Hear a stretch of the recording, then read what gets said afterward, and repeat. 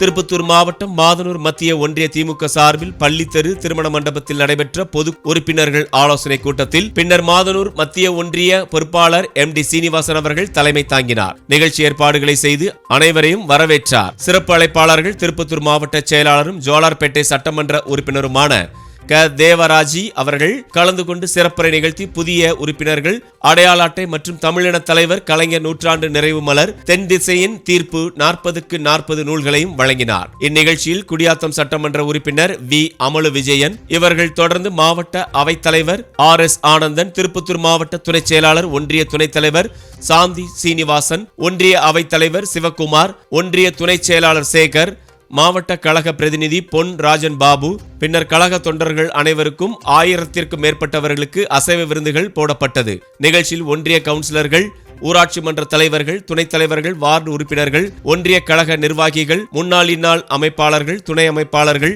உள்ளாட்சி பிரதிநிதிகள், இளைஞரணிகள், கிளைக்கழக நிர்வாகிகள் கலந்து கொண்டார்கள்.